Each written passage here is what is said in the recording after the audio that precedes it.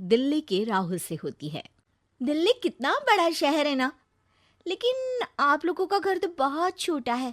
हमारे पंजाब में तो ये बड़े बड़े घर होते हैं कि मजा ही आ जाता है। कोई बात नहीं नीरू, मैं भी तुम्हारे लिए बहुत बड़ा मकान बनाऊंगा बहुत जल्दी। नीरू के पिता जहाँ पंजाब के जाने माने व्यापारी थे, वहीं उसका पति राहुल दिल्ली में एक सिंपल नौकरी करता था। माँ, यहाँ तो घी मक्खन इतना महंगा है कि क्या बताऊं। मैं तो तरस ही जाती हूँ घी खाने के लिए।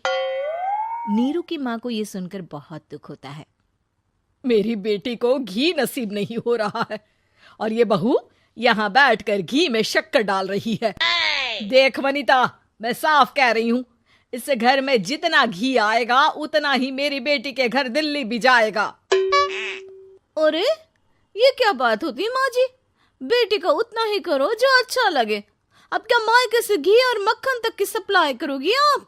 हाँ, मेरी बेटी किसी चीज को तरसे मुझसे बर्दाश्त नहीं होता।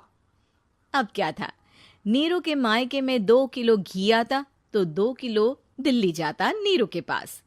एक दिन, माँ बड़ी गर्मी पड़ती है दिल्ली में। इस घर में तो एक ही एसी है और वो भी ड्राइंग रूम में। सारा परिवार एक ही कमरे में सोता है। हाँ बेटा, वो तो हर घर की कहानी है। यहाँ भी एक ही एसी है। अरे बिल इतना आता है कि क्या बोलूं। तभी वहां राकेश आ जाता है।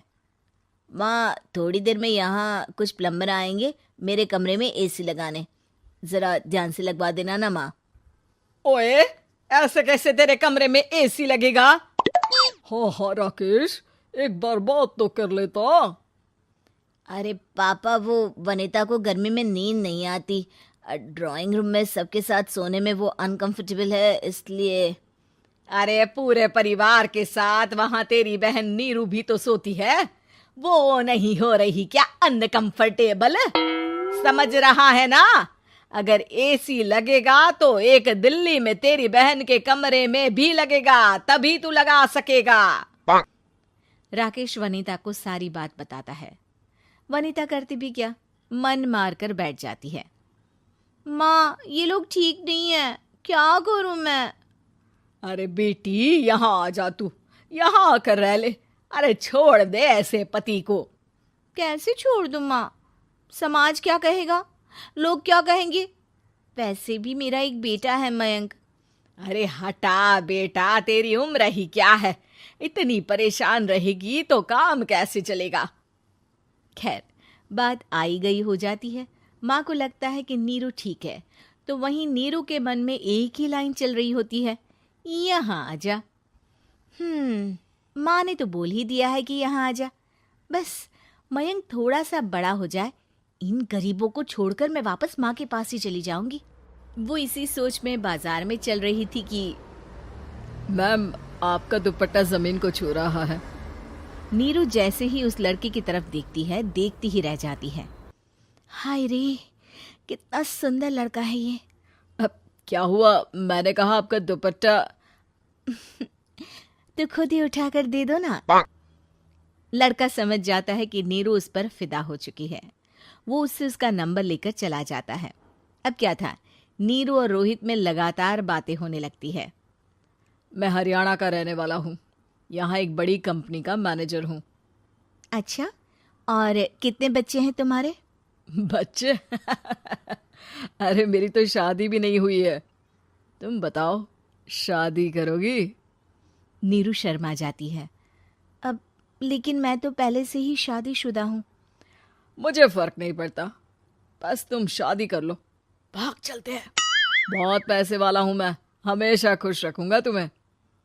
नीरू रोहित से मिलकर सारा प्लान बना लेती है और फिर एक दिन घर से भाग जाती है। दोनों शादी कर लेते हैं।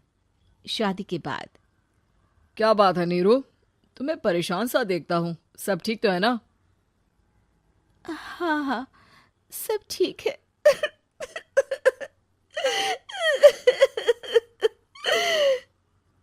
ये कहते कहते ही वो रोने लगती है। अरे क्या हो गया, रो क्यों रही हो? मैंने तुमसे एक बात छुपाई है और वही बात अब मुझे परेशान कर रही है। रोहित, मेरा एक बेटा भी है, उसका नाम मयंक है। क्या बात कर रही हो? ये तुमने मुझे पहले क्यों नहीं बताया? देखो नीरू, मेरी माँ को मैंने ये नहीं बताया है कि तुम शादीशुदा हो।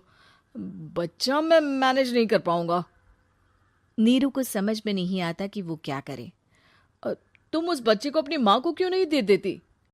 नीरू चुपके से माँ को फोन करती है।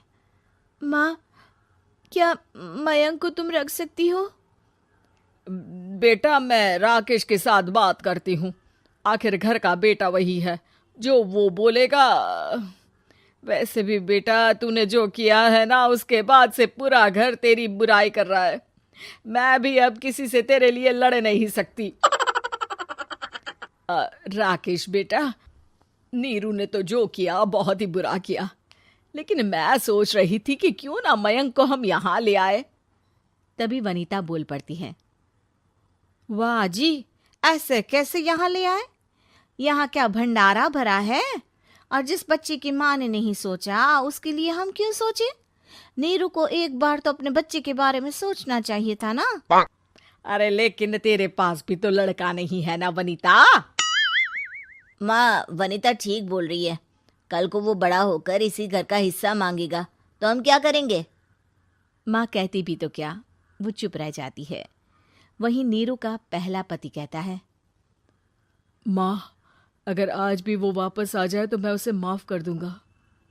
बेटा, गरीबी चीज ही ऐसी है, क्या करेगा? तू तो अब मयंक का सोच। वो बेचारा तो बिना माँ का हो गया। मयंक के खातिर तू दूसरी शादी कर ले बेटा। लोगों के लाख समझाने के बाद नीरू के पहले पति की शादी रिद्धि से हो जाती है, जिसके पहले पति से 2 बच्चे होते हैं। देखो जी, मैंने शादी सिर्फ बच्चे के खातिर की है।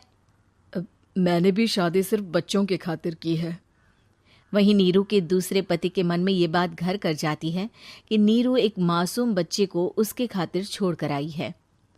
अब देखो नीरू, मुझे लगता है कि जो औरत अपनी कोख का बच्चा छोड़ सकती है, वो तो कुछ भी कर सकती है। कल को तुम्हें मुझसे अच्छा कोई मिल गया तो तुम तो मुझे भी बाय बाय कर दोगी ना। नीरू को अब उसका दूसरा पति ताने देना शुरू कर देता है। तंग आकर नीरू उसके यहाँ से भागकर अपने पहले पति के पास चली जाती है, लेकिन ससुराल में क्या लेने आई है नीरू, मयंक को? नहीं नहीं सासू माँ, मुझसे गलती हो गई, मुझे माफ कर दीजिए। नीरू, अब वक्त खत्म हो गया है, मेरी शादी हो चुकी है। तो छोड़ दो ना उसे, हमारा बच्चा है। मैं आपको अपनी माँ नहीं मानता, मेरी नहीं मान तो बात अच्छी है। नीरू मयंक की बात सुनकर समझ जाती है कि उसके पास अब न आसमान रहा ना ही जमीन।